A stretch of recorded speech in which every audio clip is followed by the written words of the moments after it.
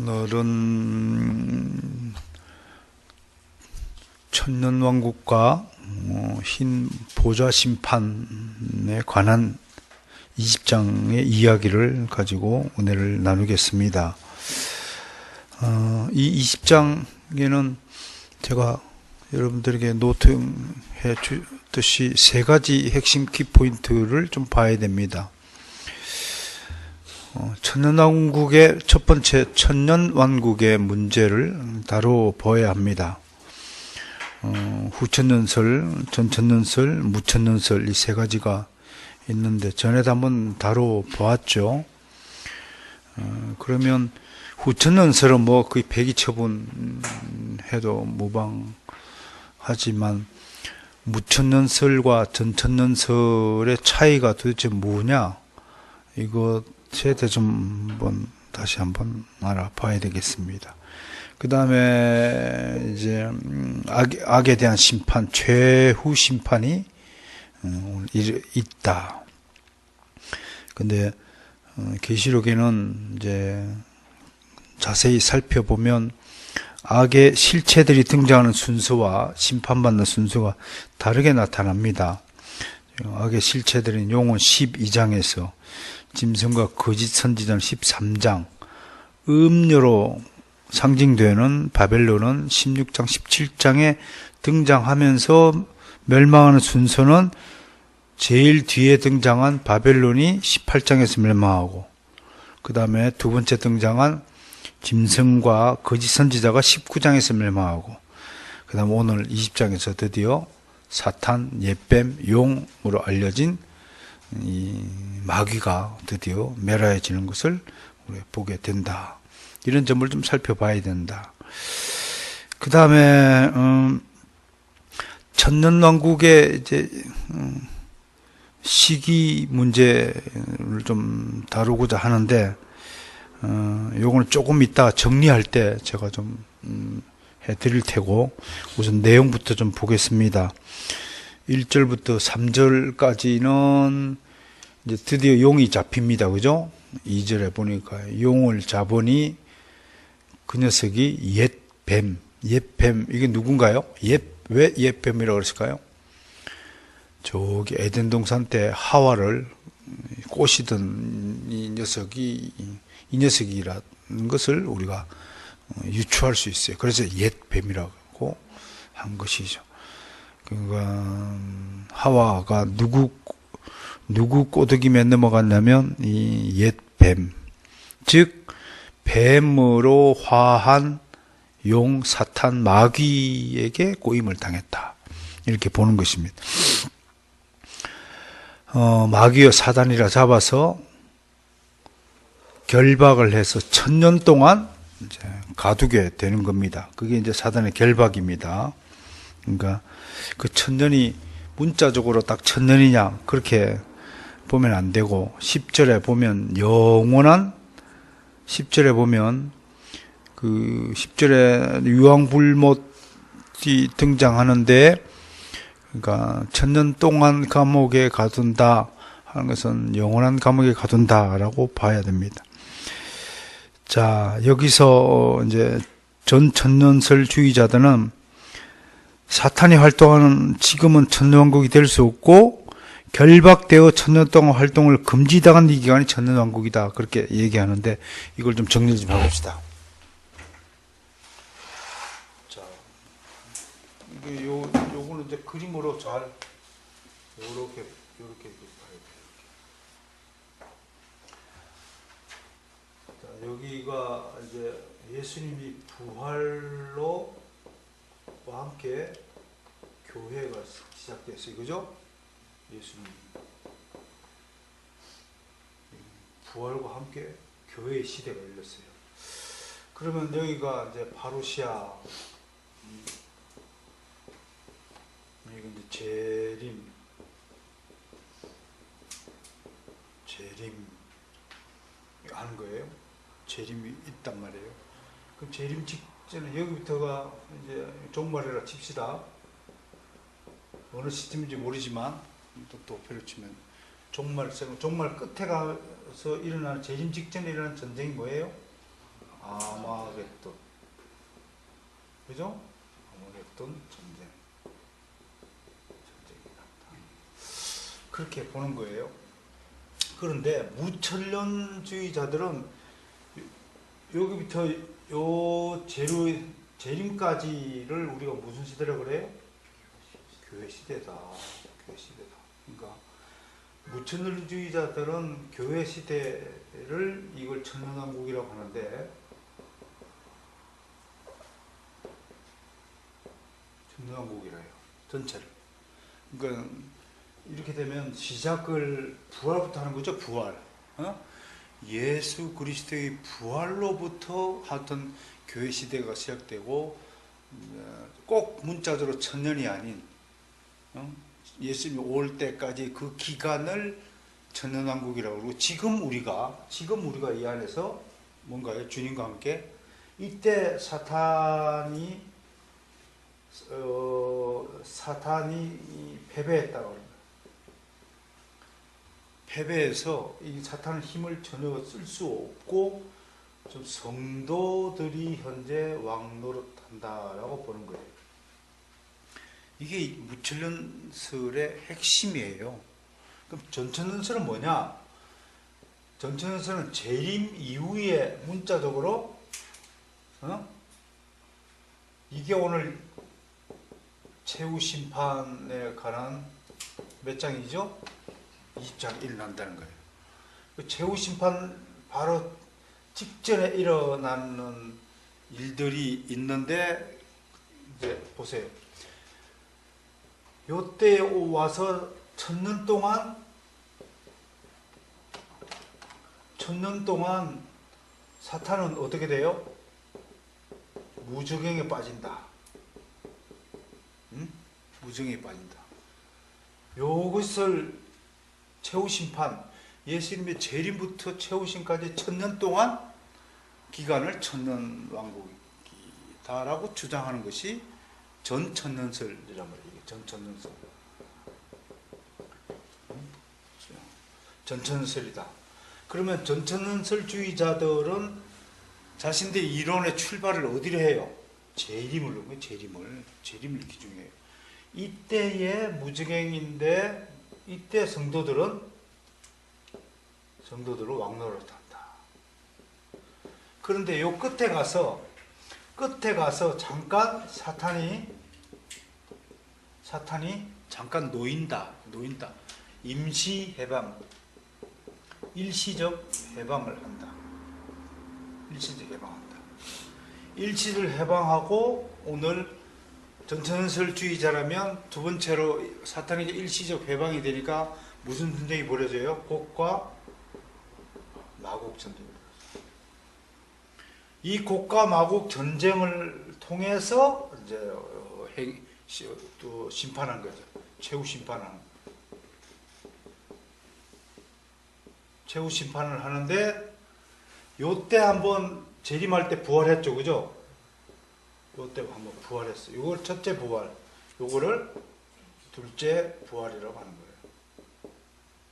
그래서 신자는 생명책에 기록된 대로 상급 심판을 하고, 불신자는 어디다 유황 불못에 넣는다. 이게 어딘가요? 지옥이다. 이렇게 이야기하는 거지. 전천년설주의자예요. 그러면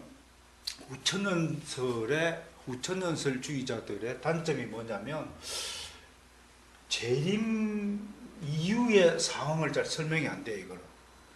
근데 요건 전천년설주의자는 뭐가 단점이냐면, 특히 세대주의적 전천년설주의는 요부터 여기까지 일어난 일들을 시간 순서로 보는 거예요. 시간 순서로. 무천년주의자는요, 요 재림과 함께 이 모든 일들이, 이거는 시간 순서가 아니라 동시에 일어나지만 논리적으로, 우리 구원도 마찬가지죠. 구원도 중생하고 소명, 예수 하나님의 부르심이 있고, 성령의 내적 조명, 중생, 믿음, 칭의, 양자, 회심, 이런 것들이 이론적으로 논리적으로 쫙 늘어나지만 한꺼번에 일어나는 일들이잖아요. 혹은 한꺼번에 일어난 일들이다라고 얘기하는데 전천년주의자는 이게 순서대로 이렇게 일어난다. 특히 이거는 세대주의적 영향을 받아서 세대주의는 이거는 첫 번째 그 구간을 설정하는 거죠. 구간을 설정하고 두 번째 문자적 해석을 하는 특징이 있다는 것을 우리가 알 수 있어요. 그러니까 세대주의는 자꾸 시대로 이렇게 쫙쫙 나눠서 7개의 시대로. 그러니까 요 구약 때부터 이 최종 심판까지가 몇 개의 시대라고요? 7개의 시대로. 그 시대마다 이게 특색 있는 사건이 일어난다라고 하는 것이 세대주의적 전천년술이에요. 그럼에도 불구하고 우리가 개혁주의 입장에서는 이러한 시간 순서로 해석하는 것을 우리는 반대해요. 왜냐하면 요한계시록 19장과 20장이 19장 사건이 먼저 일어나고 20장 사건이 뒤에 일어나는 그런 게 아니란 말이에요. 에? 동시에 다 일어나는 거예요. 예수님의 재림과 함께 다 일어난다. 재림과 함께 심판을 할 때 잠깐 이제 지금 그러니까 이 사탄이가 이 패배를 결정적 패배라고 하는데, 결정적 패배. 언제 예수님의 십자가 죽음으로 사탄이가 결정적 패배에서 지금 이게 성령의 밧줄로 꽁꽁 묶여 있는 상태다. 그런데 그래서 지금은 사탄이가 저의 힘을 못 쓰는 시대다. 그렇게 말하지만 전천년주의자들은 현재 이 교회 시대 때에는 사탄이가 교회를 죽이기 위해서 전면전을 벌이고 있는 시기다라고 이야기하는 거예요. 알겠습니까? 그러니까 요한계시록 종말의 때에 일어나는 일들을 그림 하나를 내가 정리를 다 해뒀습니다. 예? 여기부터 부활부터 우리가 교회가 설립돼서 우리가 지금 여기 있죠. 여기부터 종말에 시작하면 요 정도 와 있어. 우리가 직전에 와 있다니까요. 요 정도 와 있단 말이에요. 직전에. 그러나 우리는 문자적으로 해석하는 것을 좀 경계하면서, 무천년설이라고 하여서 그것이 완벽한 설은 이론은 아니지만, 그래도 성경이 계시된 하나님의 이 종말의 때에 대한 사건들을 완벽하게 구해낼 수 없어요. 그게 하나님의 무언가 신비로운 뜻이 담겨 있기 때문에 그럴 것이다 라고 얘기하지만, 아무튼 이러한 사항들을 잘 머릿속에 집어넣으시고 20장을 잘 살펴보시면 좋겠다 하는 이야기를 드립니다. 그러니까 그 설명을 제가 이렇게 했습니다. 전 천년설주의자들은 사탄이 활동하는 지금은 천년왕국이 될 수 없고, 그러면 무천년설주의자는 지금 교회 시대 때는 사탄이 활동합니까 안 합니까? 활동을 못한다 하는데 전 천년설주의자는 왕성하게 활동하고 있다. 요런 차이가 좀 있어요. 결박되어 앞에 재림 후, 결박되어 재림 후를 글자로 좀 집어 넣으시길 바랍니다. 천년 동안 활동을 금지당한 이 기간이 천년왕국이며, 사탄이가 결정적으로 활동을 못하는 데는 예수님의 재림 이후에 천년왕국 안에, 기간 안에 있을 때 그렇게 한다는 거예요. 그럼 아주 천년왕국이 끝날 무렵에 사탄이가 잠시 옥에서 놓인다. 성경이 그렇게 이야기를 하고 있긴 해요. 이야기를 하지만 그것이 꼭 재림 이후 천년왕국의 끝에 가서 그렇게 된다는 보장은 없는 것입니다. 이때 주의 백성들이 왕노릇 한다고 주장합니다. 또 어떤 이들은 유대인들이 이때 회심할 기회를 얻는다고 말합니다. 천년왕국 때 회심할 기회를 얻는다. 그럼 무천년 쓸 때는 종말, 예수님이 재림 직전에 유대인들의 회심이 다 이루어질 것이다. 복음이 한 바퀴 뺑 돌아서 다시 예루살렘에 도착하는 그때에 예수님이 재림할 것이다. 그렇게 이야기하기도 합니다. 이들에 따르면 계시록 전체적 상황을 미루어 12장에서 사단이 하늘에서 추방되고 성도를 미혹하고, 이후 현재 사탄은 그리스도의 초림과 재림 사이에 전면전을 벌인다. 지금 전천전설주의 얘기하는 겁니다. 전면전을 벌이고 있다. 그러므로 교회의 시대는 사탄과의 전면전의 시대다라고 얘기해요. 20장에서 사단은 결박되어 더 이상 공격을 하지 못하는데 그 이유는 바로 19장에서 그리스도가 재림했기 때문을 해석한다. 즉 시간 순서로 19장과 20장을 해석한다고 하지만 우리 개혁주의 입장에서는 19장과 20장을 시간 순서가 아니라 논리적인 나열에 불과하다라고 할 것입니다.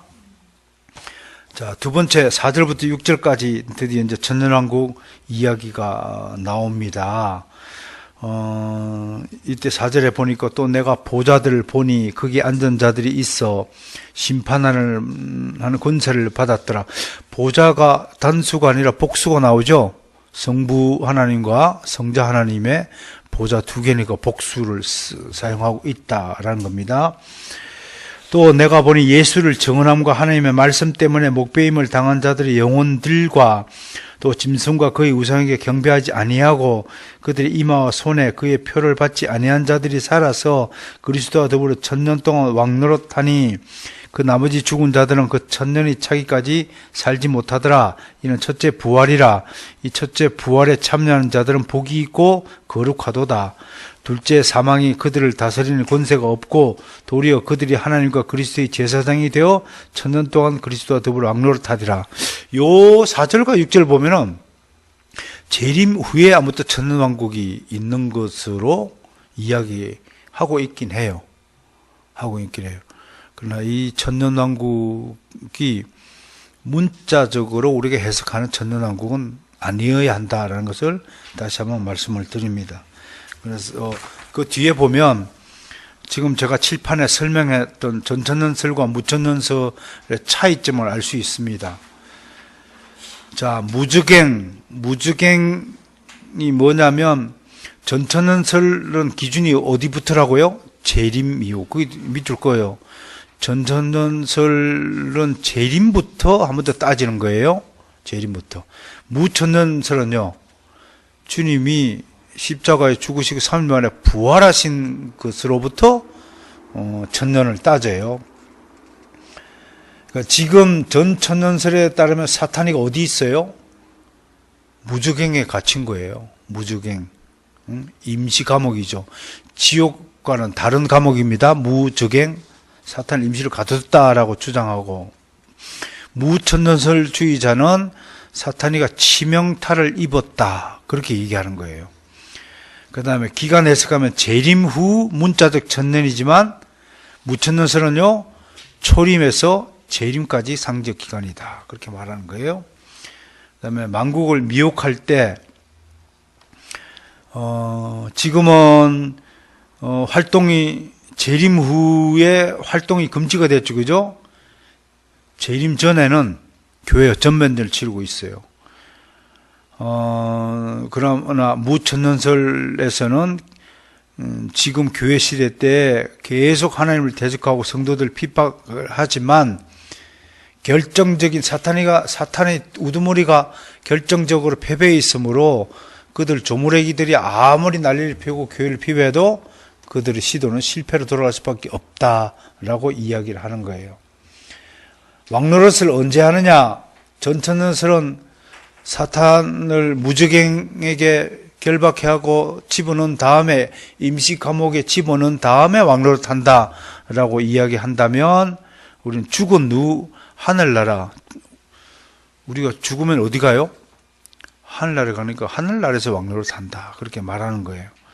첫째 부활은 재림 때 성도들이 육체적 부활을 하고 천년왕국에 참여한다. 그러니까 문자적 부활을 자꾸 이야기하지만 우리는 성령으로 거듭나는 거, 거듭나는 것이 첫째 부활이고, 두 번째 부활은 죽었다가 예수님의 재림 때 다시 부활하죠, 그죠? 그렇게 말을 하는 거예요. 그러니까 우리가 거듭남을 굉장히 무천년설은 중생의 의미를 굉장히 강조하는 거예요. 중생이 우리 첫째 부활이다, 그렇게 말하는 거예요. 그러니까 여러분, 우리가 첫째 부활했기 때문에 우리 안에 하나님 나라가 있는 줄 믿으시기 바랍니다. 예? 하나님 나라는 부활과 함께 임하여졌다라는 사실을 한 겁니다. 사탄의 석방은 언제 된다고요? 전전설주의자는 재림 후 천년왕국 끝에 최후 심판 이전에 마지막 전쟁이 뭔가요? 곡과 마곡의 전쟁인데, 이것도 무천년설에는 재림 전에는 아마겟돈 전쟁, 재림 후에는 바로 곡과 마곡의 전쟁이 있다라고 얘기하지만, 전천년설주의는 재림 후에 1000년이 지난 뒤에 이제 곡과 마곡의 전쟁이 있다라고 말합니다. 그러니까 우리 무천년 비에서 무천년설은 교회 시대 동안 점차로 사단이 회복하여서 세상 권세를 장악하고 교회를 핍박하지만 결국 실패할 수밖에 없다. 주님이 재림하면 싸그리 이들을 1차적으로 아마겟돈 전쟁 때에 완전히 대패를 해서 결정적으로 대패를 시킨 다음에 아마겟돈 전쟁 때 살아남은 자들이 있어요. 이 살아남은 자들은 재림 후에 곡과 마곡의 땅에다가 마곡에 모아서 한 방에 다 해치운다. 이것이 이제 무천년설인데, 이건 상당히 일리가 있는 그런 해설이기도 합니다. 이제 4절부터 6절까지는 그렇게 천년왕국에 대한 이야기가 되었습니다. 이제 7절부터 10절까지는 이제 곡과 마곡의 전쟁. 아무튼 재림 전에는 아마겟돈 전쟁, 재림 후에는 곡과 마곡의 전쟁. 두 가지 대전쟁이 있는 거죠, 그죠? 그러니까 이런 거죠. 아마겟돈 전쟁으로는 뭐가 종료가 된다면 세상이라는 나라가 종료되는 거예요. 아마겟돈 전쟁으로. 세상을 통치하던 모든 임금들과 그 수하들, 그래서 뭐 상인들이 슬퍼하고 그러잖아요. 또 배 타는 사람들이 실어 나를 물품이 없어갖고 슬퍼하고, 그럼에도 아마겟돈 전쟁에서 살아남은 자들이 있다. 지독한 놈들이죠. 그러면 곡과 마곡의 전쟁은 뭐냐? 이 전쟁을 가지고 이제 영원한 하늘나라가, 천국이 시작이 된다는 거예요. 이런 차이가 있는 거예요. 그래서 아마겟돈 전쟁으로 세상 나라가 멸망한다면 곡과 마곡 전쟁으로 이제 완전히 분리가 되는 거예요. 하나님 나라 백성과 지옥 백성이 완전히 분리돼서 영원히 분리된다. 그 전까지는 섞여 살잖아요, 우리가요. 섞여 살지만 곡과 마곡 전쟁으로 완전히 분리돼서 우리는 영원히 하나님과 함께 영생 천국을 누리게 된다라는 것을 우리가 분명히 좀 알고 있었으면 좋겠어요. 자, 곡과 마곡의 전쟁은 그리스도의 재림 직전에 있을 아마겟돈 전쟁과는 다른 최후의 전쟁이다, 그렇게 말했습니다. 곡은 마곡 땅의 임금을 말합니다. 곡과 마곡, 그러면 마곡 땅의 임금 이름이 곡이에요. 그래서 에스겔서 38장 2절, 39장 1절에서는 로스와 메섹과 두발의 왕이다.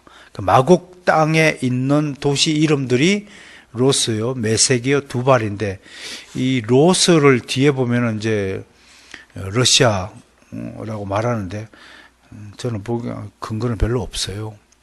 다만 이제 메섹, 두발 이런 사람들은 이제 홍수 이후에 셈과 함과 야벳의 후손들이라고요. 야벳의 후손. 이런 사람들의 이름이 있다. 그는 여호와의 명령에 따라 북쪽으로부터 큰 군대를 이끌고 이스라엘을 침공하지만 여호와가 내리는 재앙으로 이스라엘 산에서 진멸된다. 보세요. 지금 보면 러시아가 이스라엘을 침공할 가능성은 없어 보여요. 아무튼 그럴 때 러시아 이전에 소련일 때는 소련이 곡이다. 그 뭐 레닌, 또 누가 있어요? 소련을 통치한 사람.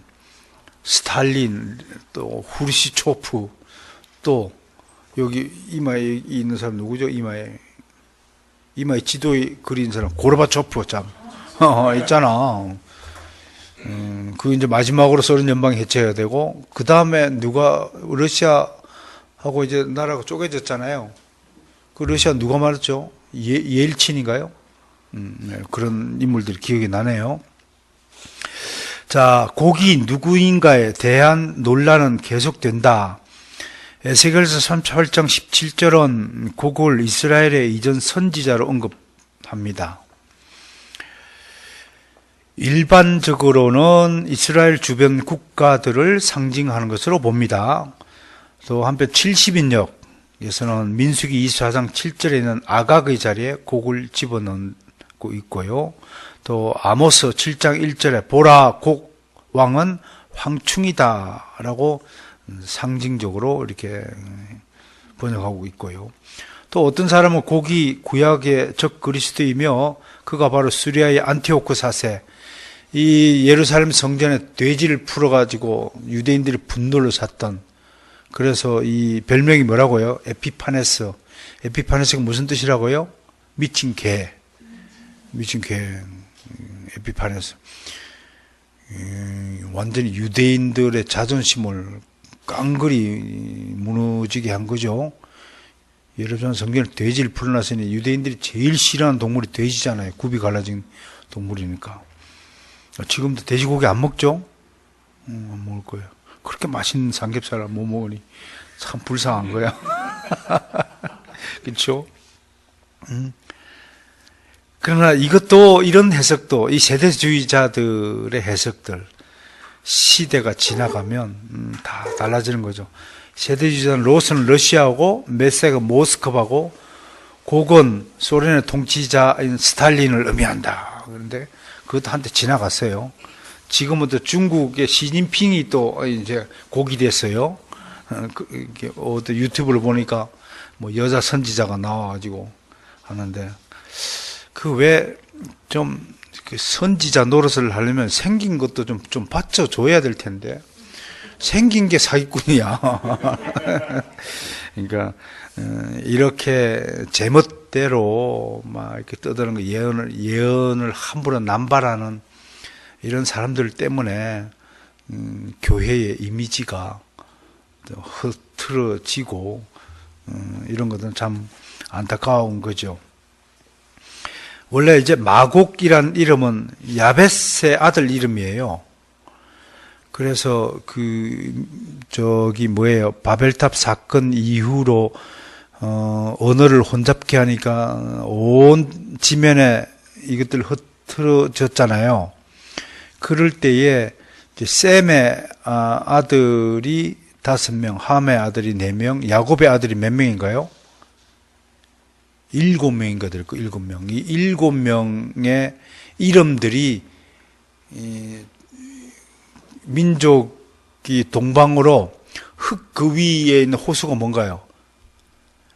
팔레스타인 그 위쪽으로 올라가면 호수가 있죠. 2개가 있어요. 하나는 흑해가 하나 있고, 하나는 카스피해가 있어요. 그 카스피해를 넘은 백성은 만주까지 왔어요. 그런데 가다가 카스피해 주변에 눌러앉은 백성들이 있는데, 그게 이제 메대, 메색, 마곡, 이런 것들이 있어요. 그러니까 오늘날 모스크바 주변까지만 따라갔다가, 아유, 형님, 우리는 여기서 주저앉으렵니다. 그러다가, 그 중에서도, 야, 그래도 이왕 출발한 거 끝까지 해 뜨는 데까지 가보자 하는 사람이 이제 우리야. 한민족까지 온 거야. 그래서 우리가 독종이야. 지독하게 말 안 듣는 거야. 그래서 이제 그때 이제 아라라산쯤에서 이게 이제 헤어졌는데, 아라라산에 있는 사람들이 떠나가는 형제들 보고, 야, 가지 마라. 그 왜 쓸데없이 찾아서 고생하느냐. 그 시베리아 불판을 하서 건너뛰어가지고, 몽고 제국을 지나서, 만주 불판까지 이르러 가는 그 형제들 향해서, 야, 우리 버리고 가면 10리도 못 가서 발병난다.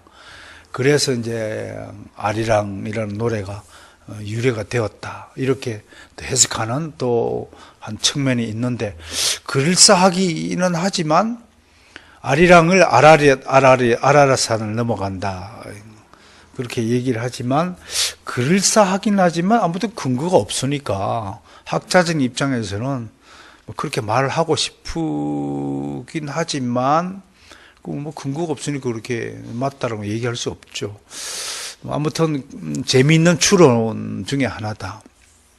나머지 뭐 아리랑에 대한 그 기원에 대해서 여러 가지 국어학자들이 특히 뭐 국어학자, 역사학자인 이병도 박사가 뭐 밀양에 뭐 아랑이라는 처녀 상사병에 걸려 있는 청년이 노총각이 뭐 불른 노래다 이렇게 하는데 그것보다는 성경적인 해석이 훨씬 더 추론이 가깝지 않을까 그렇게 생각을 합니다. 마곡이라는 이름 그렇게 됩니다. 자, 11절부터 15절까지 드디어 이제 최후 심판과 둘째 사망. 이 둘째 사망이라는 게 보담도 저는 영원 지옥이라고 우리가 표기하는 것이 훨씬 더 이해하기가 쉽다. 이렇게 보여집니다. 11절에 누가 보입니까? 내가 크고 흰 보좌와 그 위에 앉으신 이를 보니 성부 하나님이 앉으신 보좌는 요한계시록에나 다른 성경에 보면 불이라든지 빛으로 묘사하는데 예수님이 앉으신 보좌는 자꾸 흰 보좌, 백보좌라고 해요. 그 어린 양, 순결한 어린 양. 이제 옛날에 그거 보셨어요?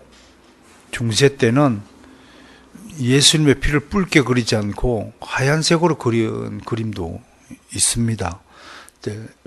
이런 것들이 이제 요한계시록의 백보자 심판과 그런 이미지를 아마 연상하여서 이런 그림을 그리지 않았나 그렇게 생각을 해봅니다. 아무튼 흰 보좌에 앉으시는 그리스도를 나타내죠. 최후 심판장으로 등장합니다. 그 다음에 12절에 보니까 이걸 이중심판이라 하는 거예요. 성도들은 구원과 영생으로 심판하시고 상급의 심판을 하고 불신자인 유황불모자에 던져진 영원한 행벌이다. 어떤 분이 상급을 하나도 못 받는 성도, 구원받은 성도도 있을까요? 라고 얘기를 했는데 뭐라고 대답을 해야 되겠습니까? 성경에 그런 얘기가 없으므로 아무도 알 수 없습니다. 그 성경에 없는 얘기를 아니요, 내 생각은 다 상급 받을걸요. 뭐 이렇게 얘기한다든지 우리의 인간의 본능은 아는 체 하고 싶어서 꼭 그렇게 대답하고 싶지만 그런 욕구를 참으셔야 돼요. 성경이 뭐 상급을 못 받는 사람이 있는지 없는지 아무튼 상급 심판한다고 그랬으니까 우리는 뭐 상급 못 받는 성도가 없겠지요. 저는 없으리라고 생각을 합니다. 그런 측면에서 상급 심판이고 불신자들에겐 완전히 영원한 불못에 던져버린다. 그럼 지금 죽었을 때는 어디 갔느냐? 최후 심판하기 전이니까 이제 지옥 대기 장소인 음부에 가 있다. 뭐 그렇게 이야기하는데 그것도 그냥 지옥 대기 장소에서 최후 심판 때까지 기다리고 있다. 그런데 부활하기 전이니까 그 우리가 몸은 무덤 안에 있지만 악인의 영은 음부에 가 있고 의인의 영은 낙원에 가 있다.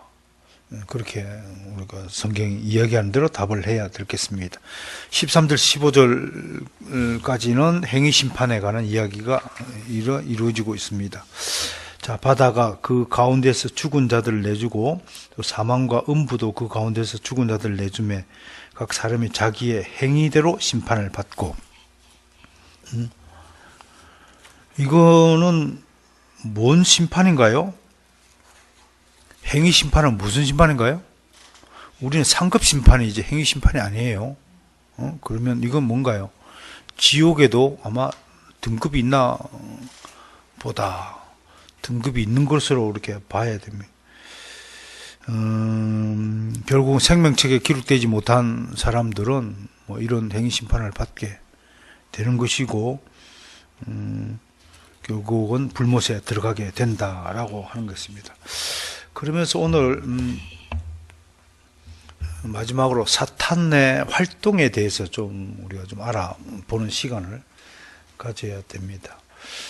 자, 무천년설에 따르면 지금 교회의 시대에 사탄이 어떤 상태에 있다고요? 결정적으로 폐하여져서, 그거를 우리 이제 소위 말해서 성령의 밧줄로 꽁꽁 묶여 있다, 뭐 그렇게 설명을 하죠.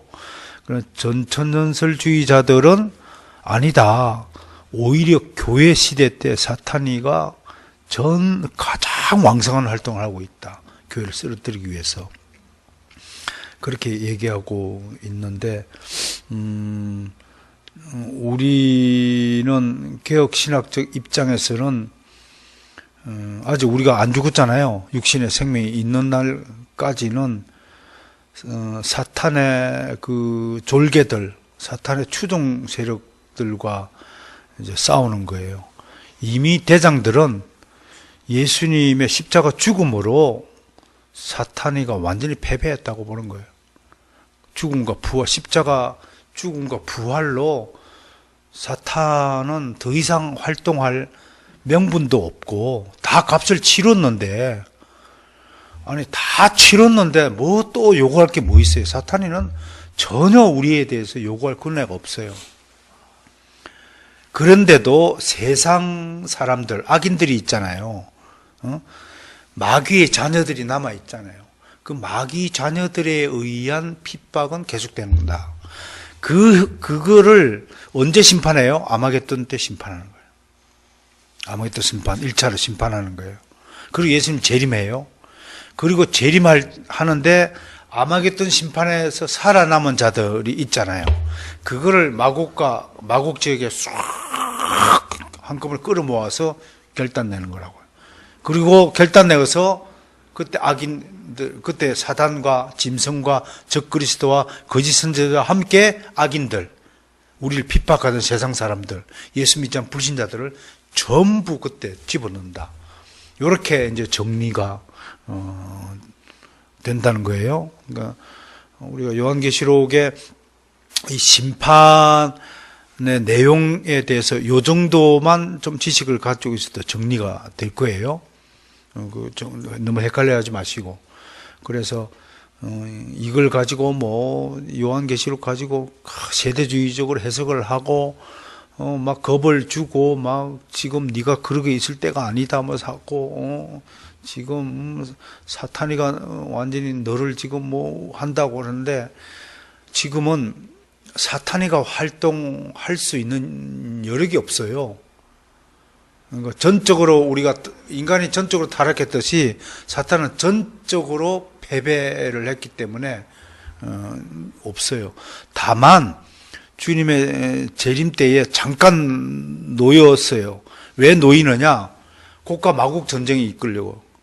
그러니까 한 번 더 네가 덤벼 봐라, 예수님이. 그래고 잠깐 회복시켜줘요.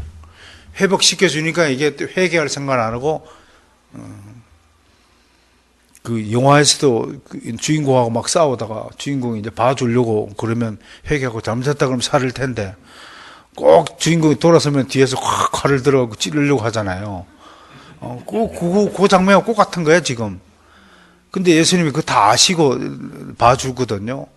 그러니까 이걸 보더라도 예수님이 사탄에게도 기회를 주시는 거예요, 마지막으로. 제가 이 20장의 이야기를 하면서 제가 깜짝 놀랐던 것은, 정말 예수님은 우리랑 비교가 안 되시는 분이구나. 베드로가 그랬잖아요. 내가 몇 번이나 용서할까요? 한 7번쯤이면 됩니까? 일어나 7번 해라. 그게 뭐예요? 할 수 있는 한 용서를 해라. 원수 갚는 일은 하나님께 있나니. 너희는 원수 갚지 마라. 그럼에도 불구하고 우리의 수준이 어떤 수준이냐면 우리는 정말로 육신의 한계에 얽매여 있는 수준이에요. 몸이 조금 피곤하고 힘들면 그냥 거꾸로지기 십상이잖아요.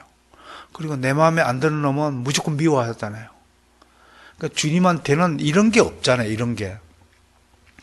그러니까 우리가 이 땅에서 악인들 속에서 악인들과 매일 관계를 맺고 씨름하고 있지만 그들이 좀 마음에 안 들고 그들이 교회를 핍박하고 욕을 하고 또 정말 말도 안 되는 짓을 하고 그래도 우리 주님이 우리에게 원하시는 건 뭐냐면 좀 넉넉한 마음으로 그 애들처럼 생각하라는 거예요. 불쌍하게. 애들이 뭘 안다고 어린이집 우리 허사모 있지만 아니 애들 열중시켜 차려 말 안 들어 한 사람이 그 정신 나간 친구야. 애들이니까 물을 엎질러고 하고 하는 거잖아요. 그러니까 사탄에게도 최후의 기회를 줘가지고 한 방에 쓰러뜨리긴 하지만 우리 좀 너그럽게 좀 할 필요가 있다. 이런 교훈을 좀 얻어야 된다고 할 것입니다. 제가 오늘 사탄이 하는 일을 한 7가지를 정리해 왔는데 지금까지 누누이 강조해 왔듯이 한마디로 지금 사탄은 완전히 힘을 상실하고 있고 이름만 가지고 있는 존재인데 그 수하들이 졸개들이 그 악인들이 지금 이제 사탄을 대신하여서 우리를 핍박하는데 대상이 꺼지면 항복하는 것이 제일 좋은데 그래도 이 원래 교회사 속에서 보면 여러분들 이단들 특징이 뭔가요? 아무리 교회 회의를 해가지고 이단으로 정죄해도 뿌리채 못 뽑아요. 꼭 좀 있다가 또 고개를 싹 내밀어요. 이게 잡초거든요. 잡초 근성이 있어가지고 죽은 것 같은데 떠나가요. 여러분 농사 안 지어봤죠? 피 한 뽑아봐요. 피 뽑으면 다 사라진 줄 아세요? 어느새 또 자라나거든요. 그러니까 이런 것들을 생각하시면서 이게 이런 환경 속에서 우리가 살아야 하는 것도 하나님의 섭리다라는 사실을 좀 깨달았으면 좋겠어요. 오늘 2장을 통해서 하나님의 무한하신 그 포용력과 용서하심, 오래 참으심 이런 것들을 좀 배워서 우리가 비록 육신이라는 연약한 조건을 가지고 있긴 하지만 할 수 있는 한 최선을 다해서 육신의 한계를 좀 극복하여서 인내함으로써 좀 참고 힘들더라도 참아서 영적인 열매를 맺도록 해야 되지 않느냐, 그런 교훈을 남깁니다.